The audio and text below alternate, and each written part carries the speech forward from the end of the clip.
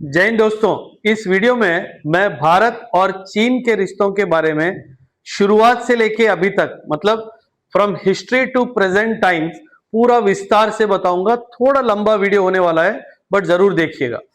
जैसे जब भी हम चाइना की बात करते हैं तो हमें एक बात का ध्यान रखना चाहिए। चाइना में एक डायनास्टी का राज्य था जिसका नाम शिंग डायनास्टी था। ये शिंग डायनास्टी 1912 तक इसने चाइना में रूल किया। मतलब 1912 तक चाइना में शिंग डायनास्टी का राज था।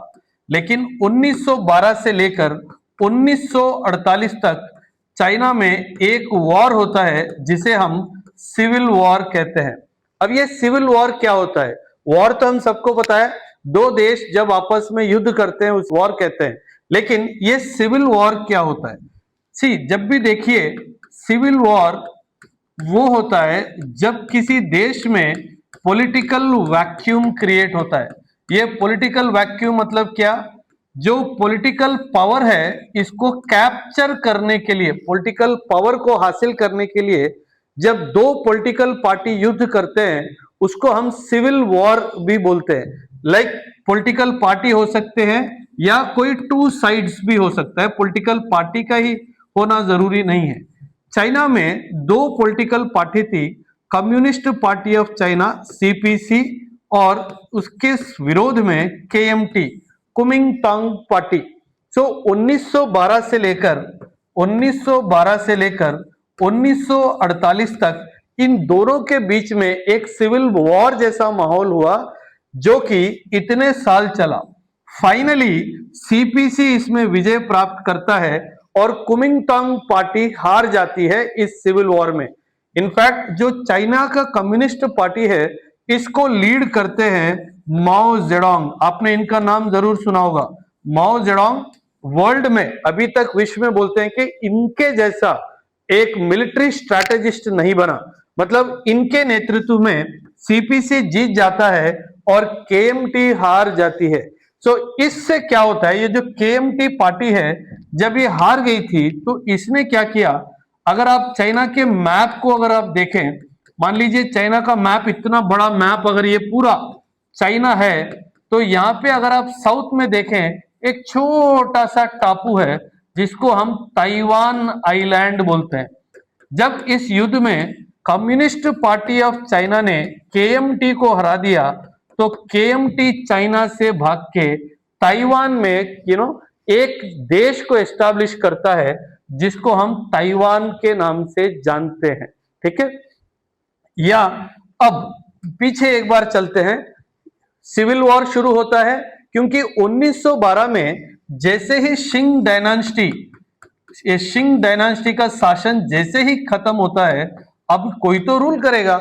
अब ये रूल किसने करना चाहिए इसको लेके इन दोनों के बीच में झगड़ा हुआ। अब इस झगड़े के फलस्वरूप क्या हुआ? सीपीसी जीत गया और केएमटी हार गया। तो जो चाइना है, मेन लैंड चाइना जिसको हम बोलते हैं, इसके ऊपर राज आ गया कम्युनिस्ट पार्टी ऑफ चाइना का। ये चाइना का इतिहास है बिफोर चाइना बिकेम इंडिपेंडेंट। अब 1947 में भारत का जन्म हुआ। 1947 में इंडिया बिकेम इंडिपेंडेंट। इंडिया एक इंडिपेंडेंट कंट्री के रूप में ब्रिटिश सरकार से हमको आजादी मिली और हम 1947 में आजाद हुए और 1948 में चाइना का जन्म हुआ। China was born. अब चाइना में कौन था? हम सब ने देखा कि सीपीसी था। और इंडिया में कौन था? डेमोक्रेसी आया जिससे कांग्रेस सरकार ने 1950 में गवर्नमेंट को स्थापित किया। तो अब क्या हुआ, ये बैकग्राउंड को समझना इसलिए जरूरी है। जब सीपीसी और केएमटी के बीच में झगड़ा हुआ था तो सीपीसी ने क्या किया? एक रूरल बेस बना लिया। इस बात को समझना बहुत जरूरी है, इससे आपको इंडिया और चाइना के बीच में जो बॉर्डर डिस्प्यूट है वो आप पक्का समझ जाएंगे।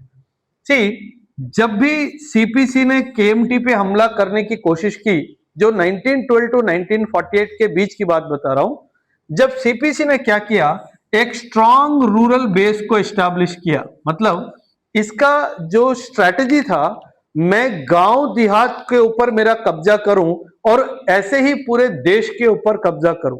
इसलिए जो सीपीसी पार्टी है हमेशा रूरल बेस को पकड़ के चलती है, लेकिन कुमिंगतांग पार्टी ने क्या किया, इन्होंने अर्बन में अपने बेसेस बनाए।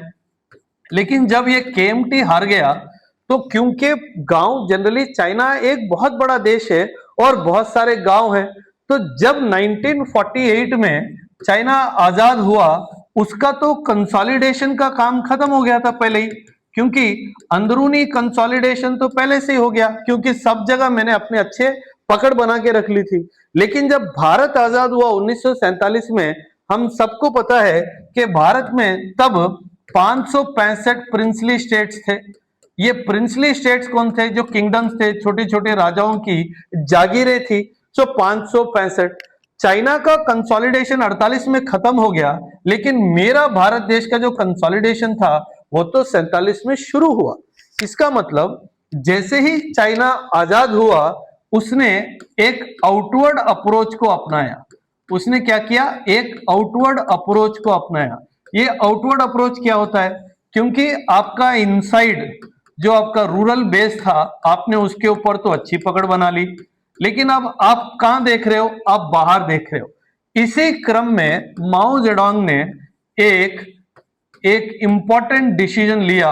उस डिसीजन या पॉलिसी का नाम है palm and five fingers policy. इसका नाम क्या दिया? Palm and five fingers policy. इसके फलस्वरूप माओ जेडोंग ने क्या बताया कि भाई अब चाइना में इंटरनल कंसोलिडेशन तो हो गया है, अब मुझे बाहर के देश मुझे चाहिए। अब ये बाहर के देश कौन से है? पाम इसने बोला तिब्बत को कि मैं, तिब्बत भी मेरा है। और ये फाइव फिंगर्स की बात की। ये फाइव फिंगर्स कौन है? लद्दाख हो गया, आपका नेपाल हो गया, आपका सिक्किम हो गया, आपका भूटान हो गया और आपका अरुणाचल प्रदेश हो गया। अब क्या माओ जेडोंग ने क्या बोला?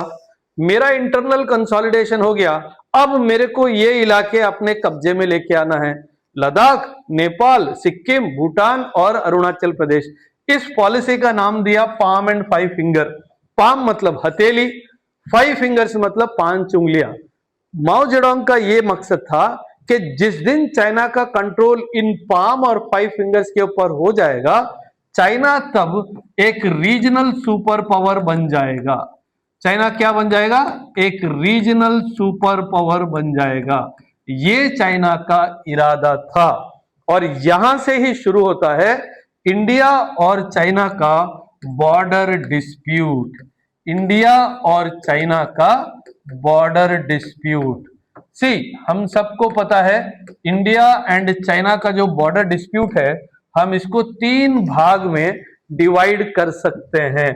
इसको हम बोल सकते हैं वेस्टर्न सेक्टर, वेस्टर्न सेक्टर, इसको हम बोल सकते हैं सेंट्रल सेक्टर, और तीसरा हम बोल सकते हैं ईस्टर्न सेक्टर। 3 सेक्टर्स है, western sector, central sector and eastern sector. ये वेस्टर्न सेक्टर मतलब जो अपना लद्दाख वाला इलाका है, उसको हम बोलते हैं वेस्टर्न सेक्टर। अगर आपको याद हो तो रिसेंटली गलवान में एक छोटा सा युद्ध हुआ था, ये भी लद्दाख का इलाका है। अगर आपको पता है तो अक्साई चिन जो इलाका है, ये भी हमारा लद्दाख वाला इलाका है।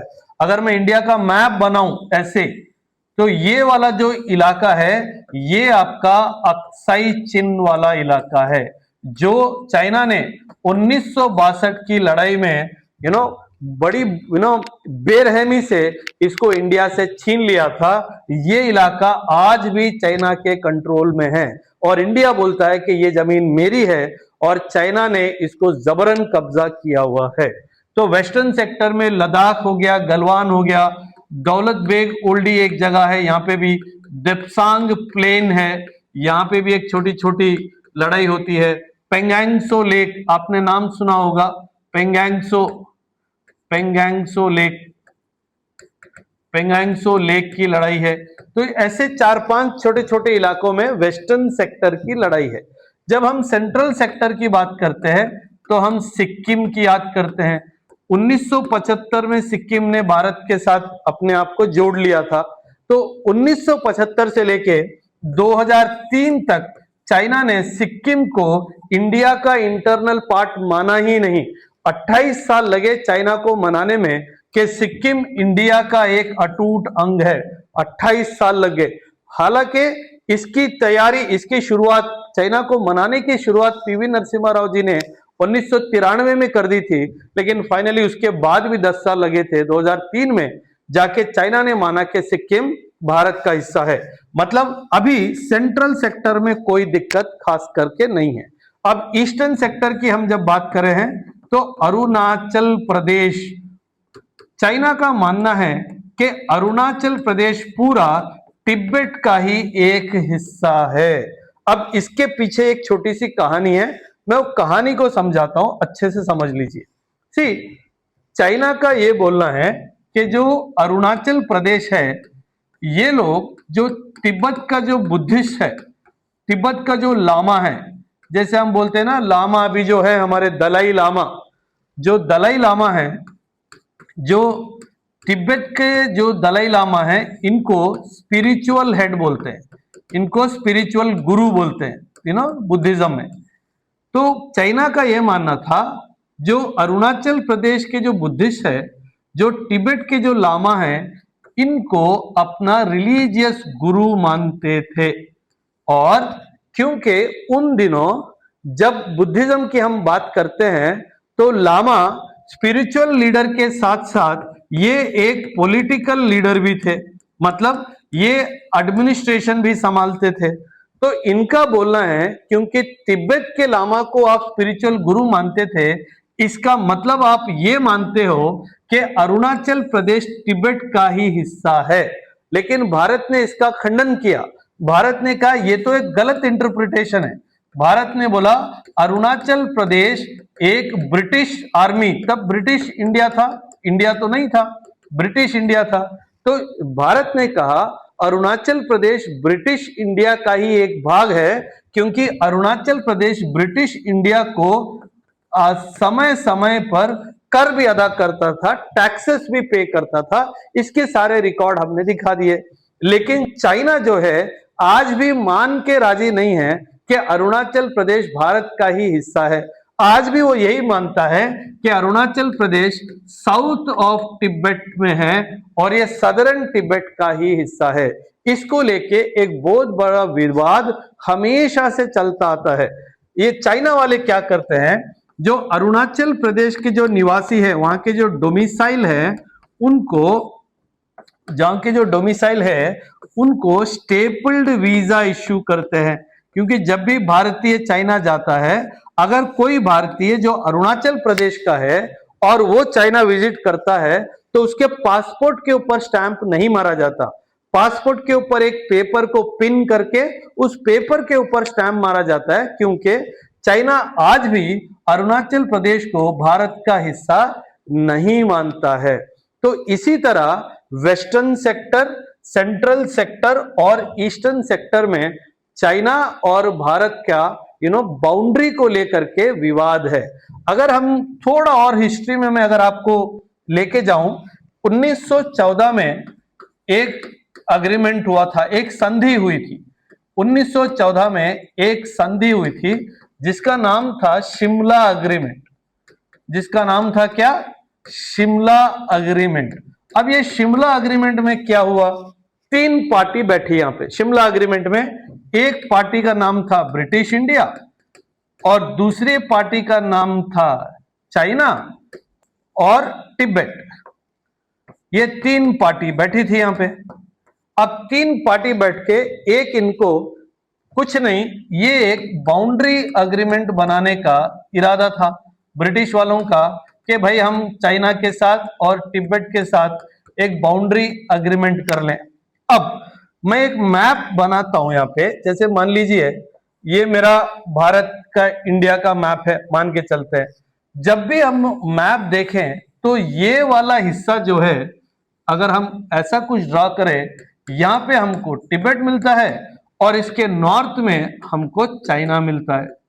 तो अगर मैं यहां से पूरा जाऊं, यहां पे अरुणाचल प्रदेश भी मैं पूरा ले लूं अपना, यहां पे अगर यहां पे अरुणाचल प्रदेश है, तो पूरी जो बाउंड्री थी भारत की, ये तिब्बत से थी। तो यहां पे हमको नेपाल मिल जाएगा यहाँ पे आपको सिक्किम मिलेगा, यहाँ पे आपको भूटान मिलेगा, ये अपना अरुणाचल है। तो यहाँ पे हो गया नेपाल, यहाँ पे हो गया सिक्किम और यहाँ पे आ गया आपका भूटान। तो इतिहास में हमारा जो बाउंड्री था वो तिब्बत के साथ था, चाइना के साथ तो कभी था ही नहीं। लेकिन जब ये चाइना की बाउंड्री नीचे जाती है, यहाँ पे म्यांमार था। अगर आपको पता हो, म्यांमार भी ब्रिटिश इंडिया का ही हिस्सा था। इसीलिए इस मीटिंग में चाइना को भी बुलाया गया, क्योंकि यहाँ पे चाइना है और यहाँ पे म्यांमार है। इसीलिए इस मीटिंग में चाइना को बुलाया गया था, म्यांमार के चक्कर में, ना कि भारत के चक्कर में। इनफैक्ट भारत का तो तिब्बत के साथ सीधा सीधा बाउंड्री था, चाइना के साथ तो कोई बाउंड्री नहीं है, क्योंकि म्यांमार अपने भारत ब्रिटिश इंडिया का हिस्सा था, क्योंकि इसके साथ इसका बाउंड्री था। इसीलिए हमने चाइना को इस मीटिंग में बुलाया था। लेकिन इस मीटिंग में क्या हुआ, ब्रिटिश इंडिया ने मैकमोहन लाइन की स्थापना की। जो आज भी हम बोलते हैं इंडिया चाइना की लाइन का नाम क्या देते हैं हम, मैकमोहन लाइन। लेकिन फाइनली जो अग्रीमेंट था 1914 शिमला अग्रीमेंट, ब्रिटिश इंडिया ने साइन किया, तिब्बत ने साइन किया, लेकिन चाइना ने साइन करने से मना कर दिया। और चाइना ने यह बोला कि ये अग्रीमेंट गलत है, अवैध है। और क्यों अवैध है? क्योंकि ब्रिटिश इंडिया एक इंपीरियल स्टेट है और ये इंपीरियल स्टेट कोई बाउंड्री अग्रीमेंट साइन नहीं कर सकता है। और पहली बार 1914 में चाइना ने बोला तिब्बत एक इंडिपेंडेंट कंट्री नहीं है, मतलब तिब्बत अभी आजाद कंट्री नहीं है, ये मेरा ही एक हिस्सा है।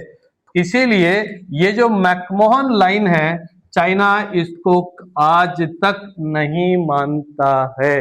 तो इससे हमको एक बात तो क्लियरली समझ आती है कि चाइना के साथ हमारा तो कभी विवाद था ही नहीं, क्योंकि हमारी बाउंड्री तो तिब्बत के साथ थी। लेकिन चाइना ने 1950 के दशक में तिब्बत पर हमला करके तिब्बत को फोर्सफुली ऑक्यूपाई किया और तिब्बत पे अपना कब्जा जमाया, तिब्बत हटाया, यहां पर भी चाइना लिख दिया। और इसी वजह से हमारा बाउंड्री चाइना के साथ लग गया। तो ये पूरा इतिहास से लेके प्रेजेंट तक की कहानी है इंडिया और चाइना को लेकर के। मुझे लगा बहुत सारे बच्चों को ये इतिहास नहीं पता होगा, तो आप सबकी जानकारी के लिए मैं ये बता दूं। और ऐसे वीडियो को जानकारी हासिल करने के लिए YouTube चैनल को जरूर सब्सक्राइब और शेयर करें। Thank you. जय हिंद।